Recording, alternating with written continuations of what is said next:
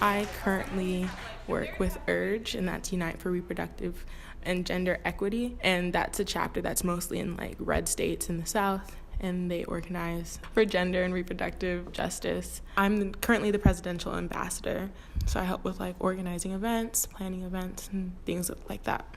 So reproductive justice has to do with environmental justice, housing justice, prison abolition. The technical definition, I guess, is the freedom to parent or not parent your child in a world safe of harms.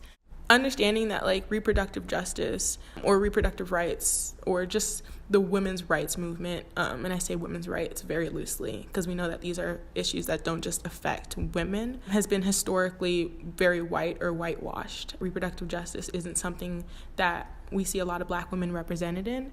So URGE being at an HBCU, specifically a women's college, is like very important just to push these conversations and push the stigma away from a lot of these conversations that we have. So we do sex ed talks, and those are really candid conversations around like consent, STDs, STIs.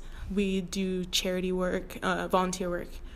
So I was kind of involved in like activism back home. It was on a low scale, so I did some organizing, but the fact that living in the Bay Area, how people say it's really diverse, it is in a sense, but there's still a lot of like anti-Blackness. I ended up coming to college in Atlanta, and I met folks who were doing on-campus organizing, and I kind of fell in love with just the work that they do, how it felt like a family.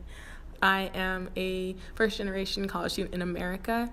I'm a Nigerian immigrant. It's a lot to be juggling all at once, navigating this landscape that my parents aren't familiar with is hard. I have people around me that I can ask questions, but I feel like I've kind of carved out this very particular path for my life. So a lot of it is trial and error. A lot of trial and error, but I think it makes for good stories.